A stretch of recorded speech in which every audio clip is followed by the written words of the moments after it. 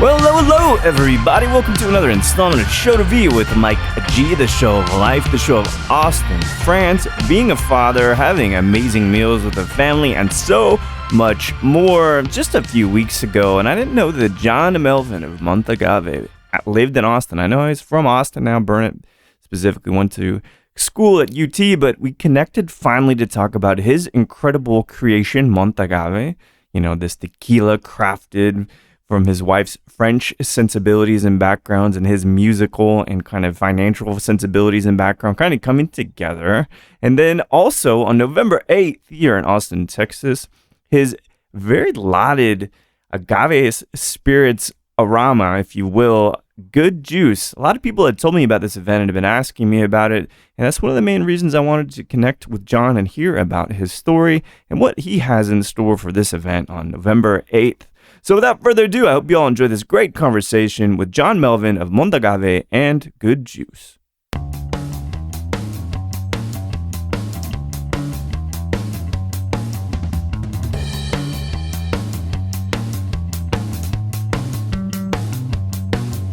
Third on the way.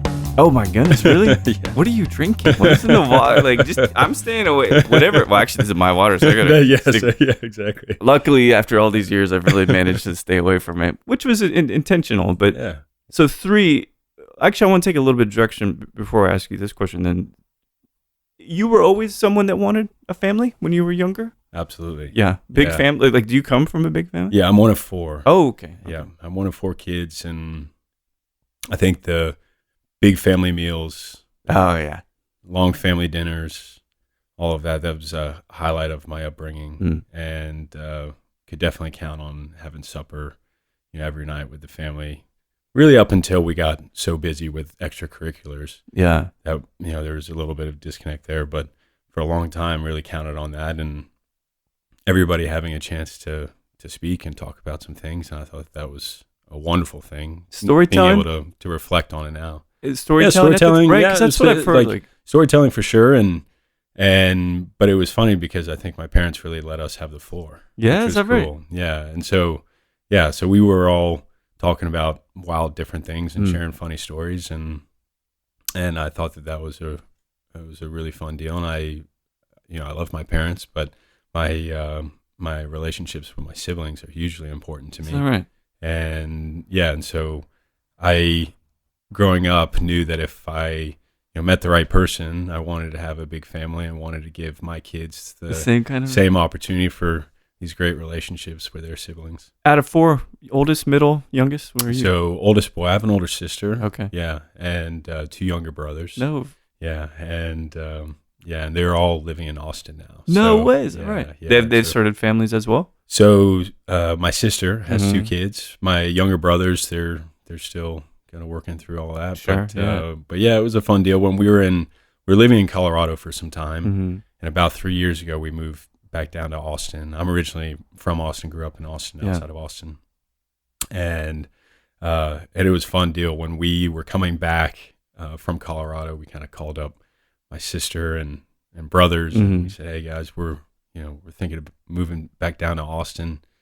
This is kind of a crazy idea, but would y'all want to come with, and we can find a place somewhere in Austin where we can all live and and kind of be close to each other?" And everybody said yes. And so that was great. So we live about a 5-minute walk from everybody. We can just send smoke signals to each other. That's amazing. It's fantastic. Yeah. Does that not help with watching the kids? Oh, it's huge. It's huge. So, right? Yeah, it's huge. Yeah. So we have young kids, and the coverage component, and being able to build relationships with my siblings and aunts and uncles, and my sister's amazing and helps out with some of that from time to time, and has two wonderful kids as well that are hugely helpful. Man, that's so that's so really lovely to see that. When I think of My dad, again, I was telling you, my dad was in the restaurant business. He was quite a good cook. He's still around, but he's still a good cook.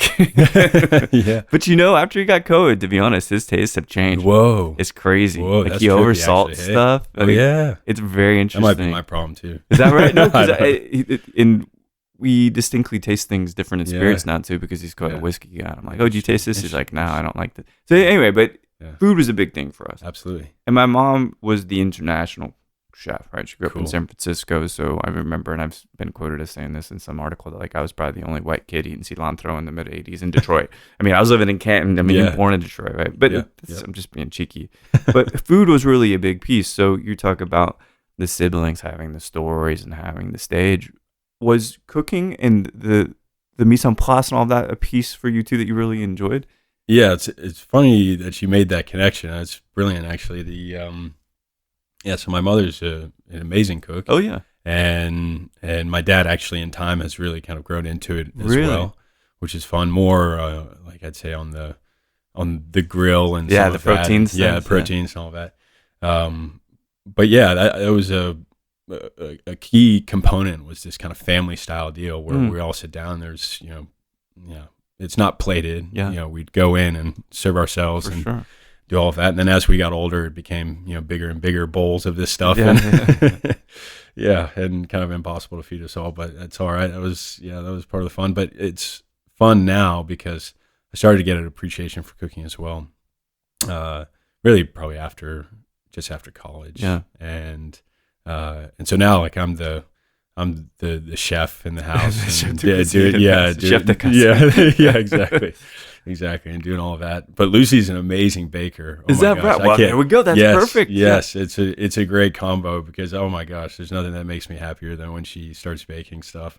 Most like And- patisserie or other kinds of stuff. Yeah, usually, Yeah. patisserie style stuff. So it would be, so like cookies and Yeah. pies and cakes and all kinds of things like that, and it's wonderful. And I won't even try. I won't either. Yeah, I'm with you, man. Like Yeah. once it comes to Yeah. measuring, Yeah, exactly. Like, no, that's it. That's no, it. I can't To do it. taste. I'm Yeah. good to taste. That's right. Yeah, Yeah, exactly. exactly. And I have a concept, in my head, and just go to execute that, and then season to taste, and then call it good. that's Yeah. it. I mean, it's the same. I figured Yeah. like everything that I've been making a lot of tofu. I love tofu. Oh, Now, cool. I do eat meat, but Yeah. but we really love tofu, Yeah. and we had a braised tofu some time back. But as I'm starting to make the sauces, I start thinking more like a real complex cocktail, and I'm like, yeah, but there's not a low end on this, and like sometimes cases, Oh, absolutely. and she's yes. like, yeah, but we don't, it doesn't have to Yeah. be like a mole every time, right? Like it can be kind of simple. But Yeah. anything that you particularly enjoy cooking? Oh my gosh, we try to keep it pretty simple. Yeah. Yeah. So protein. We have a green egg. So Okay. Yeah. So we'll be doing protein most days. Yeah. That end in Y, I'd say, and then Greek salad, Yeah. a lot of fruits. And we kind of try to do it similarly to how I grew up, which is try to plant things in the Oh, table that's amazing. Yeah. and let them get after it in whatever way that they want to. Yeah. But say you've got some choices and some options here, and all of that. But I want to say too that Lucy is one of 6 kids. Whoa. So Wow, when okay. she and I met, really like within the first 3 hours of talking to each other, we had already talked about all of that. Is that right? Yeah, and The- made that early connection. With So, each but it other makes that- that right. Like it's just a way to Yeah, enjoy the that's it. table. Yeah, It's a interesting thing without going too far into it, because it's a vestige almost of 10, 20 years ago. Or if you go back, right? I get the feeling that, well, actually, let me frame it as a question. For us, we could watch TV, but we'd watch it together as a family. I remember Sunday nights when The Simpsons, like we'd watch that.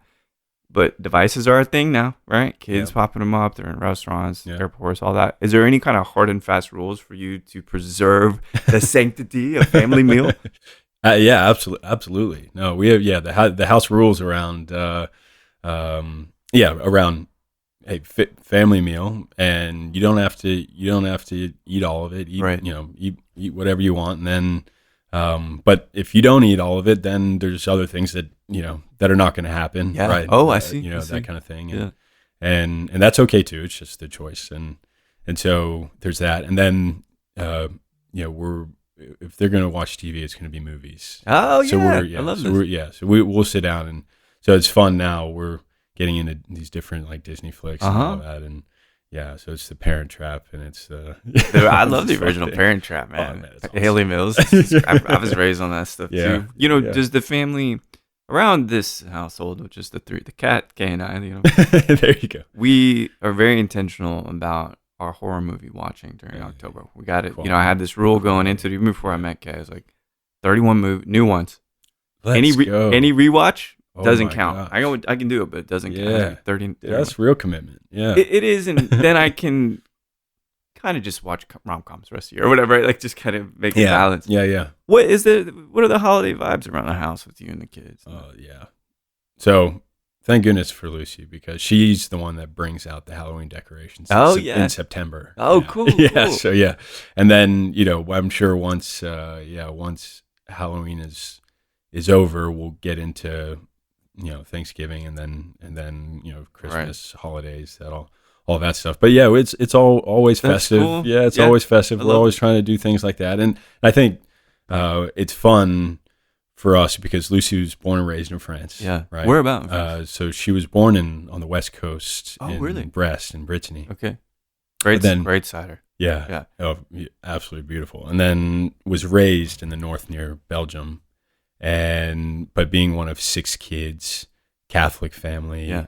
A lot of history in the holidays, winter holidays especially, and into Easter and all of that, and Lent and all of that. So yeah, so it's been really fun to combine cultures and perspectives and challenge each other on some things and learn from each other on some other things, and take elements that are important to her side. And I love that because, and of course we'll talk about Montagave, but obviously this fusion, this love, this relationship has had tendrils that then lead you, because obviously resting in Bordeaux with Chava for the wedding and stuff, and it's like this fusion of French, and then we could call it Texan, or if you want. I know you've lived all around. That's really an interesting kind of thing, and it all stems from love. Now that's really important. And obviously the kids will probably maybe carry the baton or whatnot. But this was the question I was going to ask you, because some of this stuff, like talking about one's family, one's partner, like I love that stuff. Don't always love talking about the business. People ask me about it, and that's fine, right?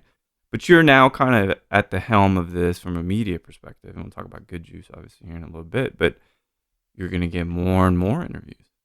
You're going to get more people wanting your time and said, "Tell us the story. Tell us. We need you to be on camera. We need you to be in front from the mic." Here, bear in mind there are no cameras. Yeah. This is why I can dress like whatever I want. I have a face for this kind of podcast. Yeah. But how does that feel? I mean, is that an easy, because coming from finance, not to presume, but I imagine a lot of that is analytics. That's behind a screen. That's using statistics and functions and all of this. And actually, I think there was some edge tail risk techniques that you admit. And I understand this stuff because I've worked in tech for a long time. But is this a difficult transition to more or less come in front of the camera? Yeah, it's definitely different. Yeah. But I've been really enjoying it. In my last role prior to jumping into the deep end here in the spirit space, I was working on product as well for a hedge fund. And so it was developing products, helping out with the risk and investment thesis, and doing all of that. But it also meant going and talking to people about it. That's right. So, that's a good point. Yeah. And so, I think facing clients, facing people, being able to convey, the message, all of that has always been something that I've had to do. And so there's definitely a connection, but I think what I'm really enjoying about this is it's a reflection of us as a family. Yeah. It's kind of, we're trying to, not necessarily portray, but express ourselves through it's extension of an extension of who we are. And so it's an expression of ourselves, creativity, the creativity, excuse me, and flavors, and the way that we're trying to push some boundaries, really respect all the things that Chava and Rosales family are doing there at 1123, of course, but be able to collaborate with them in a way that is rare in the tequila space. And so I'm really excited about all of that. But I think about growing up outside of Austin, out in Burnett. My folks grow some grapes out there. Oh, And right. that was That's kind of right. Yes, I so that remember was reading kind of about this. the whole start of the whole thing was this fascination by my folks with the wine world Yeah. and broadly the spirit space as well. When did they start doing the vineyard? Or So the grape? so we moved out there almost 20 years ago. Okay. Yeah, and so there've been probably a dozen or so years. It's like or maybe a little bit more than that. What kind of grapes now? So it's Côte d'Aron varietals. Côte d'Aron. Okay. Yeah. So you're bringing you back to France again. That's right. And so it's the Cinsault, Mourvèdre, and Grenache, and some of that tends to do well in hotter temperatures. Yeah. We have like a hill out there that's south facing that tends to pick nice. up a little bit of this Gulf breeze as well. So you kind of get the ambient temperature cooling down. And in theory, it works, but it still gets hot. It still gets hot. And Was the grape project, because your folks started it, is that right? Or was it a previous family? Yeah, that's right. So was that something that they did upon retiring, or was that just a new entrepreneurial? It was a new thing for them, but it was garage wine. So it was never intended to, and still is not bottled and sold. It's just bottled and laid down, or we enjoy it from time to time. But I think the interesting aspect of that was around the dinner table. Every once in a while, they'd break out something special. Yeah, they'd break out. It could be a bottle of whiskey, it could be a bottle of wine. But you generally, said that Margaux from '89. Was that one interview you were talking about? I think Chateau Margaux. Is that right? Yeah, Margaux. Yeah. Anything '89 is going to be screaming. For sure. And there's some of these vintages that are renowned vintages, and especially with Lucy's family, I think that's where you get into some of the really interesting stuff, because her family has like multiple generations of cellaring that's happened. So you walk into there and you see like really old bottlings of Chateau de Cam and these crazy bottles that at the time were just well received, good and good value. Like in the 50s and 60s and 70s, people were like, this is some of the best that you can get, but it wasn't priced like it is now. It's like this luxury item. But it's really fun to step into that cellar and see that. Man, I wish. There's a couple cellars I've gotten invited to down in like Jarnac, and I'm like, I kind of want to go sit through all that stuff. It's just it's wild. Yeah, it's a stockpile of peak moments. I think that's the kind of this takeaway that I've had is when you're laying down these fun things, there's intention in that. Is it's kind of this delayed gratification component. Mm-hmm. It's almost like planting a tree. Where you're saying, I may not enjoy this, but I'm being intentional with my resources and with my thoughts around somebody after me being able to enjoy this. Wine, agave in particular, but wine and agave, they are snapshots of time. Absolutely. Whiskey kind of is an era of time. Like, you know what I mean? Like I had any old bourbon or American whiskey, it's like, oh, this tastes different because it was different, but it doesn't taste like, oh, this is 1965, right? Yeah. But you could go from any mezcal or any tequila and go. Actually, Ocho is a great example, right? Because it's just different plots of land, and like from one year to the next, like, oh, this really does taste different, And there's no other spirit that's really like that. Absolutely, man. I was thinking just about this actually recently, which is one of the reasons we love wine is it's this kind of rooted in the land, in the agriculture. Yeah. Right. It's rooted in all these. It's the plant. It's the expression of that plant, and there's no other spirit other than agave. I think that does the same thing.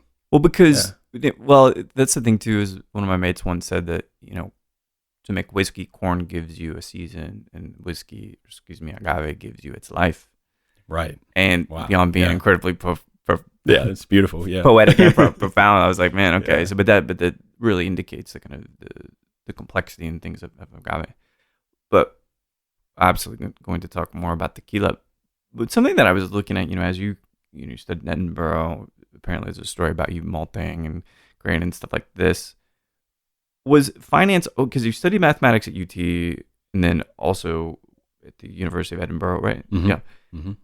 Were you always that kind of analytical kind of guy, or were you Mm-hmm. this blend between partially creative but numbers made sense to you? Like, is that what you say you excelled at? Like, let's say in high school. Yeah. So growing up, I excelled in math, but I was always, and I have my mother to blame for this. She's an artist, and so growing up, she was always producing and was entrepreneurial in this way. Oh, that's always amazing. creating. What was her medium? So now she's doing printmaking. Cool. Actually, which is really cool. So lithographs and all these other fun Yeah. things. And she's pulling prints here in Austin at Flatbed Press. Yeah, cool. Right. Yeah, which is really rad. And she's in California right now. She Yeah. has a solo exhibit out there. So That's but it's massive. been 30 years of creative work, to get her Yeah. to this point. And it's absolutely amazing just to see that. That example of Yeah. you wake up every day and you go create and go produce, and It's got to be kind of inspirational to absolutely. you. Yeah, No, it's pretty it's amazing. wonderful. Yeah. So that's my mother. Yeah. And my dad is entrepreneurial, Yeah. and I'd say analytical as well, but also really, really fun and good dude. Yeah. And so, so I feel very blessed to have. Are you a hybrid of both? I think so. Yeah. Yeah, I think so. I think genetically we're supposed to be, but sometimes it doesn't sometimes work it's out not that way. Yeah. Yeah. But the kind of the creativity and the eye for things and all of that, I think I get from my mom's side. And then, but growing up, I was pretty good at math and ended up going to study math at UT. And I was always interested in this kind of wine spirits space, but also knew that, nobody was going to give a 23-year-old kid a few $1,000,000 to go start a distillery Right. and do all of that. And the resource required to go do all of I that know. is just Yeah. profound. And so I was looking at it and I was like, I've always been interested in this math side of things. There's a couple of opportunities for me to go trade, a couple of opportunities for me to go get into this other side of the, this business world and, potentially, do pretty well and kind of solve a puzzle as well, Yeah. which I love doing. And so that was interesting to me. And I went and explored that and had some fun doing it, but also, about 10 years into it, realized that it was not the game that I wanted to play forever, Mhm, and that I wanted to get back to something that was an expression of myself, Yeah. an expression of my family, and wasn't quite sure what that was. But as Lucy and I kind of went through our little tequila project for the wedding Yeah. and got some really good feedback from people, we were thinking about this idea of maybe this could be that business that I've been thinking about. Was that so we all have the first one, the first song we write, the first LLC before whatever it is, right? Was this the first one, or was there one that didn't quite catch? No, I've always had loads of ideas. Yeah. I've always had loads of ideas, and I can thank Lucy for that because she'll tell me when they're bullshit. Yeah, yeah, and usually it's in the middle of the night where I'm like, hey, and she's like, you need to roll over and go back to sleep. Yeah, and but with this one, I was like, hey, for our wedding, we should do this, and she was like, this sounds awesome. Let's Okay. do this. And then when people were, when the crowd went wild, and people were like, this is just so fun and such a fun representation of you guys.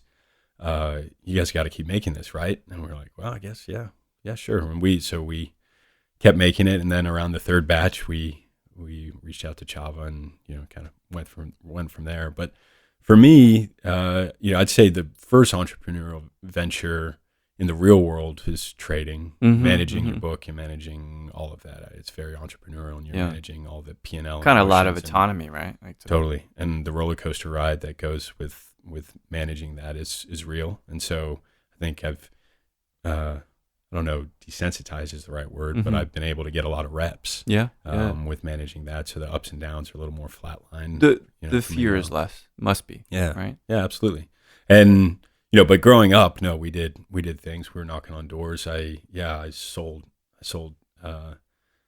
like water door to door when I was 10 years old to pay for baseball. Yeah. And sold so much that it paid for other people's baseball. Oh, it's amazing. So it was like So I always knew that, and it was like what other people did is they sold 20 cases of water. I sold like 1,000 cases of water, right? Wow. Yeah. So it was, so it was like when I did something, I like really went excelled for at it. Yeah. Really went for it. The sales piece, would you consider yourself personally a pretty good salesperson? I Whether don't- you like it or yeah. not, you think you're good at it? So that's hard to say. I think I would rather be the one to express what we're doing than other people. Yeah, for sure. Yeah. Because I've had to ask for the business and stuff for the distillery, like, and does it not always really come down to, do I buy the passion of this person that's trying to get me to invest? Isn't that kind of it?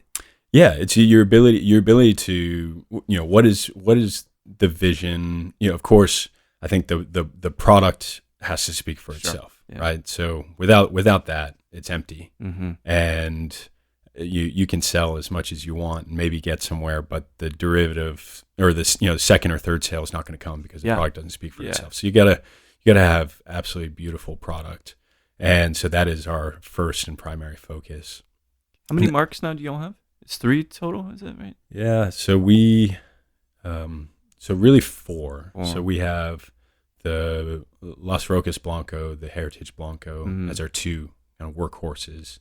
The Exploration series, which is a fun deal, and then we've started doing some single barrels. Oh, that's and so amazing. the Reposado for us, I think, will always be single barrels. That's right. Yeah. And so that's kind of an emerging program. And then we have something coming out later this year, which would be fun. It's Cuvée de la Familia, so family very batch. Cool. Using Cuvée, come on. I mean, that's amazing to do that hybridization of the French culture. And yeah, exactly. Going back to, I talked to the master blender for Montagave last week. She was in town all the way from Glasgow. Cool. And that was cool. And I always ask this question to people that are doing blending or picking barrels and things. What are you not looking for in the barrel? Yeah. What is something like, not for me? So I'll take the other side of that. So so the 1- version of that is you look for everything. So the specifically it's the emotion. Oh, that it evokes within you. That's right. Yeah. Yeah. And so from the first time that I could actually enjoy and recognize what I was drinking, there was this revelation around good bottles where it could enhance a moment. If we're hanging out with friends, if we're hanging out with family, if we're just cruising by yourself, whatever it is, and you break out something special just because it's Tuesday or because it's special or whatever. Yeah. It can absolutely enhance that moment in time because it's beautifully made and, the transparency in production. Right. And then when you actually, the sensory experience of that, you're blown away. And I think there's this guttural, emotional reaction that happens when you have something that's, it's like beautiful. I'm sure when you met your wife. You know what I mean? Yeah. That's the peak. Yeah. There's something about love, whether it is something that is an expression of agave or a person, it makes you feel the way.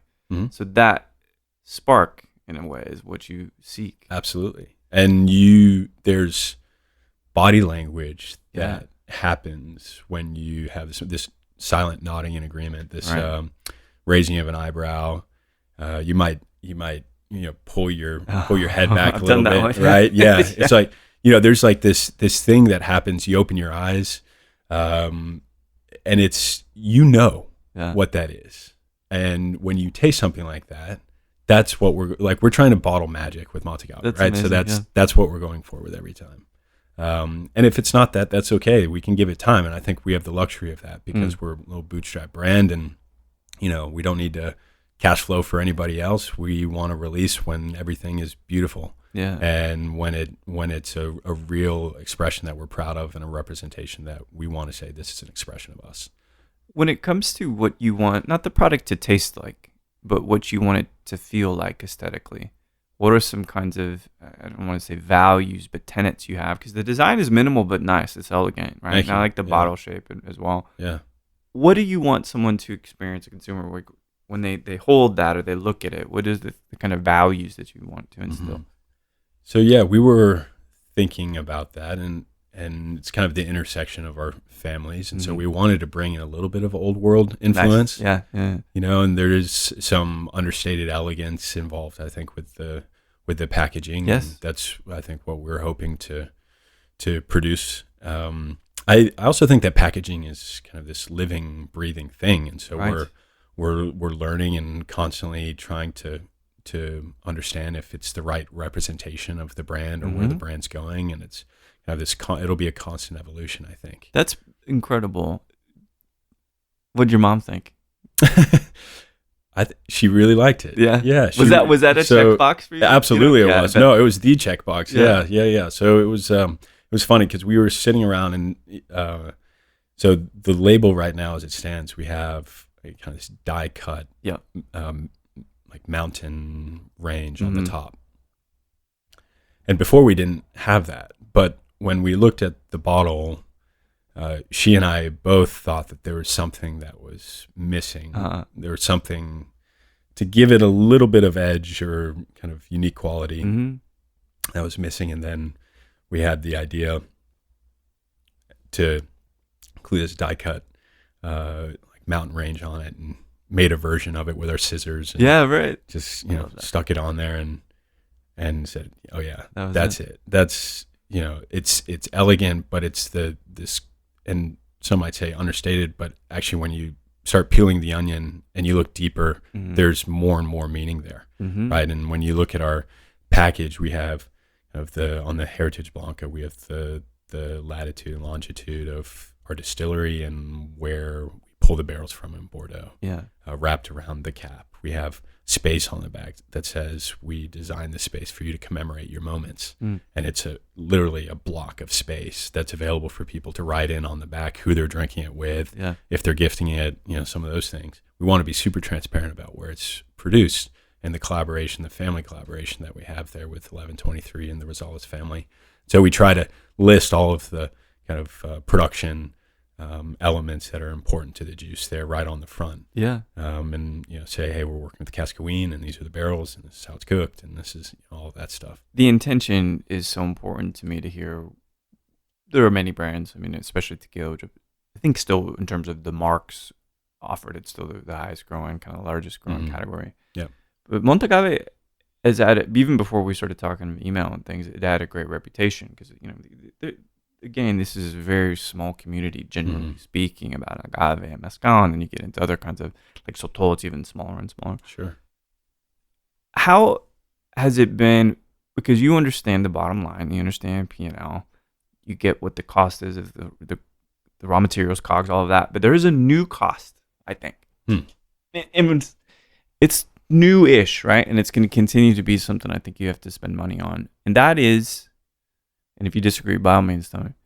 But I think influencer marketing is a thing now. Do you find that to be a necessary positive or even maybe a necessary evil? Yeah, that's interesting. I think as part of a marketing budget, I think you're right. And there's ways that we do it that are probably different from other brands. We will send people bottles, we'll send people notes, we'll send people things like that, and just say, hey, we want to get this in front of you guys. And we love what you're doing. There's some amazing voices that are out there. I think you did Doug's podcast, right? Yeah, Doug's great. Doug's amazing. Yeah, Doug, really nice Doug does amazing work. And I don't know, you've seen some of his photos and videos. No, he's great. I've spent some time with him in Jalisco. Yeah, really like him. Yeah, he's a good dude. And I think he does amazing work for the industry. Of course, Grover and Scarlett with Tequila Match, and Rob, Tequila Collective, and Nick up in Dallas, Tequila Wanderer, and other folks like that. I mean, we kind of had a list of people that we were fans of and appreciated the work that they were doing in the space, and also knew that their platform was bigger than our platform. And we weren't asking for anything really. It was more like, hey, we've come out with something. We're working with 1123, and this is a little family collaboration. This is our family, this is their family, and we're trying to do some fun and interesting things and really explore these flavors that haven't been explored, maybe pull some production levers that haven't been pulled before. Yeah. And we'd love to get these Just things sharing, in front right? of you. Yeah. You know Lemmy? You know who Lemmy is? He was a bass player for Motorhead. Really a rock icon, Sure, right? yeah, of course, yeah. And I've said this no less than 10 times over the past 10 years in all these interviews, but you raise your flag and you see who salutes it. Nice. And that's it. Yeah. Right? Because you could force someone to look at the flag, right? But it's not about that. If you have good work like you all do, work with Chava, everybody loves him, charming little fucker, right? And I love him, he's great. And then the work speaks for itself. And that's where I'm coming from too, just as a person. It's like, I don't want you to force, I don't want to have to force you to hear me or see me. Right. If you appreciate it and it resonates with you, what I'm doing, absolutely, that's what matters most. Oh, it's totally right. Yeah. And to be everything to everyone is a disaster. It's been possible. Yeah. And that's the thing is, like I said, that most of the interviews, even though I get a lot of people to email me, when I reach out, it's because this brand has absolutely some merit, great reputation and all of that in the community. So hence, congratulations on what you've done with Montagave. Yeah. And so, of course, that wasn't enough. 2 kids wasn't enough. The first 0 wasn't enough. I'm just kidding about the wealth piece. But now you're getting into products, you're getting into events. Before we talk about Good Juice, do you inherently like to do event planning? Is that something you have a talent for? Talent for it? Hell no. No, but the element of hosting, I think, is embedded in me and Lucy. I mean, it's big families and all of that. That concept is very real to us. And so, as it relates to Good Juice, it was we're excited about the platform and really what it stands for, and the entire concept was we were wine and spirits geeks before we got into the spirit space. And there are a handful. We were just talking about Mexico in a Bottle. They do a great job. There's a couple of others that do a great job, but the majority of these events that are out there do not do a great job.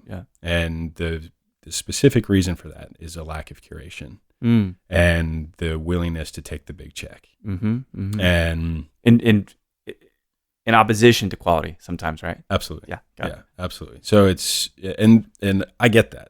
I understand the business component of that, right? Of course. I also think that there's a larger movement at stake that we want to be a part of, and we would like to help facilitate that movement as well. So that's the platform of Good Juice, which stands for well-made and delicious wine and spirits. Right now, the focus is really on agave spirits, but we're going to open that up in time to kind of across categories and really just stand for well-made. And I think we know, as being a consumer in this space, the curation element is hugely important. And if somebody can help curate a room with only the very best bottles of a category, and I can go in there as consumer or trade and just say, hey, let my palate steer me wherever it goes. But everything here is well made. Everything here is delicious. We know that. It's like that's table stakes, right? Then there's no guesswork, and everybody kind of drops their guard all of a sudden, because whenever you go into a new wine and spirits festival and you don't know half of the brands, and half of them it's not really making the right connection. You know that the festival, you see maybe a big conglomerate brand over there, and you're like, well, I'm not really sure that this is, then your guard is up, and it's a completely different experience. That's a really good point. There was something I was doing an interview in San Diego with this guy named Anthony Schmidt, which is he started the scene in San Diego in terms of cocktails and bars. They own so many fucking bars out there, right? But the dude, he said something that I did never, because we're not parents, right? Now, bear in mind, we're busy, so still these kinds of costs to go to a cocktail bar or go to an event still are in place. But he said, before the person even arrives into the event, in this particular case, we were talking about cocktail bar, but let's talk about Good Juice, right? Before the person even arrives, they've had to find a sitter, they've had to get an Uber, they've had to get dressed up, they've had to budget all of this stuff before they even walk in. And he said the level of anxiety before you even enter the place is higher than it would be just going to some random place, right? And I said, I had never thought about that mental model, right? Which is incredibly true. So in a sense, it sounds like you want someone to come into Good Juice, into this event, and immediately have their guard let down, right? And that anxiety kind of washes from them. Yeah. And just know that we've been cognizant of every element of that experience. And we've tried to make it so that they can have a great experience in whatever capacity that is, whether it's food or, the mezcal offerings or the tequila offerings or whatever that is. But that hospitality component of just trying to think of these little things and the big things, but everything matters. And we're still in an experimental phase for sure. I bet, this is the second year of the whole thing. We're still learning. There are things that, we did last year with our first experiment that I think were great. There are things that we could get better at for sure. And I hope to learn more after this year of how we can best service, the brands. Yeah. Because really that's what it's about, is creating an opportunity for these brands to showcase, what they're doing amazingly, but also bring in a differentiated crowd that, might not be familiar with agave spirits in the way that us as enthusiasts are. Sure. But show that we can create, not necessarily elevated, but an experience that has been curated in a way where they trust it. Yeah. And I think that shows, good form. Well, you said something with two things. One, I can count on two hands, but this is a lot of people that have asked me about the event. Cool. Like, have you heard of this? Have you heard of this? Yeah. It's like, I've heard of it, but I didn't. There's another reason why I wanted to talk to you is so I could understand more about you, your background, but also how that seeps and imbues the event. Because the event is you. I mean, there's no other way around it, right? You and Lucy, right? That hospitality. So you using that word means that, of course, the hospitality comes from you. That's why I asked about food. Yeah. Because all of this stuff is interrelated. So already a great reputation for the event. And the next instance here, is this is the second in Austin? So first in Austin, right? Yeah. Second grand tasting. Got it. So one of the things that happened last year, so we did one event last year in 2024, it was in San Diego. Cool. And San Diego, California is an incredible market for agave. And so we were excited to do it in San Diego. I'd actually never been to San Diego. Did you like before. I loved it. It's cool, right? Yeah, but Lucy was like, wait, you want to host an event in San Diego? You've never been to San Diego? She's like, well, it's great. We should do it. So let's do it. And but it was a fun deal. And then this year, wanted to bring it to Texas, and Austin has become such an amazing hub for spirits, and Texas in general has become an increasingly important market for all of these brands. Of course. And so I think it's a great opportunity for all of us. But and then this year we also did a handful of pop-ups, which was interesting. I didn't know that. Yeah. So we'll do, call it one big event a year, but then we're experimenting with some of these pop-ups where we partner with just great hospitality groups, restaurants, or whatever, and go in, and it's a more intimate event. So 150 people instead of 400 or whatever. Yeah. And, maybe it's 10 or 15 brands instead of 65. But you still create a similar experience, and you're just trying to get people in front of just really high quality juice. But it's helpful to have partners in that way that can help, with the venue, can help with the staffing, can help with the food, can do all that. They do a great job, and they support these brands that are coming in a big way. Usually these accounts are also at the forefront of education for some of these communities. And so it's a wonderful way for these brands to give back to the restaurant. We all put up some money to support the restaurant with the event space and make sure that it's, a really amazing experience for them. And so that's been a fun experiment, and it's been fun to do that this year. And we've done, I think, 5 pop-ups. That's incredible, man. You sleep pretty well? Very well. Yeah. I think that's one thing that gets in the way of a lot of people being able to do all of the things that you're talking about. And that is a full night's restful sleep, right? Yeah. Well, these days, our 3-year-old sleeping through the night, 5-year-old sleeping through the night. So apparently you just want more challenges with the third. He's like, well, I don't know. There's not enough barriers to my success. There's a certain amount of chaos that only feels right in my world. And that's entrepreneurialism, honestly, right? Yeah. The fear, the hazard, all of this. All of that. So when you talk about Keurig, I'm going to pop into music for a second, which you see I've got used this as a recording studio for a while. You don't play, do you? Drums, piano. Yeah. Nice. So we'll go take a look at the grand piano when we get done if you didn't see it. Yeah. But you talk about curating. You met your wife at a concert, right? Do you like making playlists? From an early age, man. Oh yeah. I had a feeling. Absolutely. You?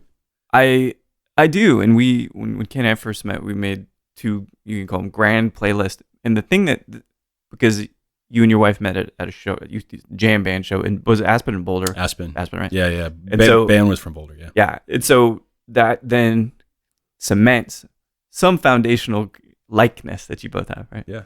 So I'm smirking. She's in the other room smirking at me. But that the first playlist she made me, right? Because as we've started to understand, and we just got married, and I'm so happy about that. Is that thank you so much. Yeah.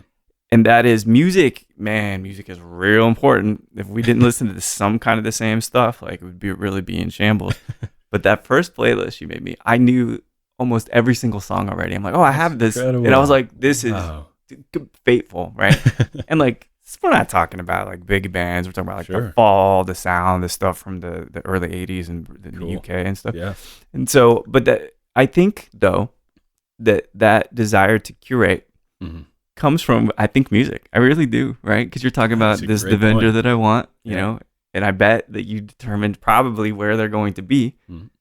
Track 1, track 5. Yeah. First one, last one. Oh yeah, you bet, man. And it's crazy how that kind of works. I love the connection. It's really, really interesting. And so, does music still play a big role in your life? Yeah, absolutely. No, every morning we're blasting music. Yeah, and it's dance parties almost daily. That's amazing. Yeah, no, it's a huge deal. We go see shows less frequently now. Yeah, with all the kids and all that, but we still go see shows. We saw the Dandy Warhols a couple weeks ago when they came in, which was fun. Oh, okay, yeah. So that was great. Heroin is so passe. That's right. A big single from like the late in the 90s, 97. Yeah, like that's right. Yeah, great band. What? Any shows coming up that you're gonna go see?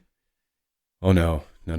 For the next month. I bet it's like off, like totally out of bounds. Yeah, that's right. And then, but after, I call it November 20th or so, getting into Thanksgiving, that's when we'll get back into the whole deal. Okay, so you've created a perfect segue for me. I got 2 questions left for you. One, I ask every guest this question, but we're gonna keep it music focused here.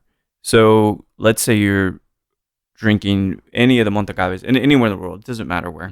You've been all around, Germany, London, all this.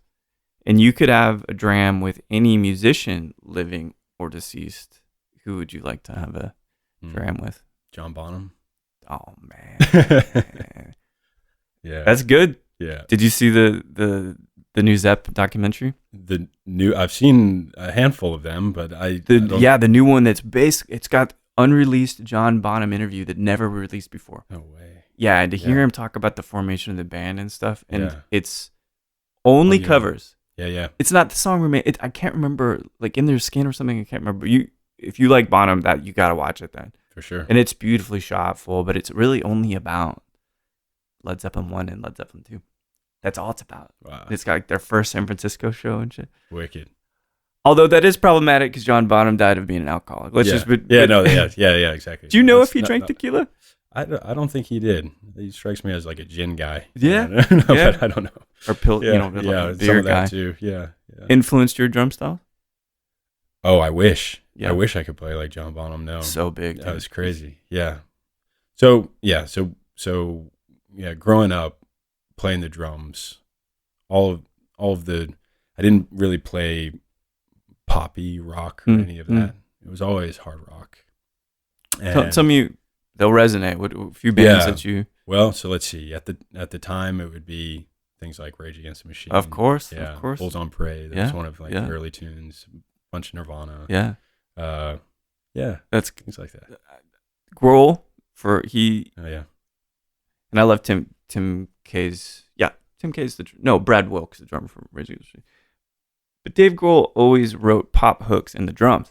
That's right. He's one of the few dudes. That's right. And I'm like, how do you make In Bloom sound like that you're making a melody with the drums? Yeah. And there's always like great stuff. We could always talk about Nirvana and Dave Grohl, which I've grown to really appreciate. So the event is on November 8th, Saturday. And I'm sold now, man. Like, not that, but to your point, there's so many events. Like Mexican and Bottle, we know it's been around a long time. It's a lot of mates are there, and so it's easy to say, I definitely got to go to that. But what's the one thing you want folks to take away from the event? This highly curated, what you want to be personable event, what would you like them to walk away from? Yeah, I know. So it's an interesting deal, because I hope we have a lot of different levels of education that is at the event. Mm-hmm. But I'd say if there's one big thing, with Good Juice being still in its experimental phase, Yeah. might always be an experiment. I'd like, say, I mean, Gorillaz wasn't supposed to put out multiple records. It was an experiment, so it worked out. Yeah. And Montagave, we're 4 years in, but it's still day one. It's totally that feel, and probably will be for a long time. But I think I would love for folks to understand. So Good Juice is a term that you and I know. Yeah. Right. But broadly, I'd say it's less known. Mm-hmm. But the meaning of it is real, and I think it's helpful for people as a term. When you think about good juice, it's a reaction to something that is intentional, well-made, delicious.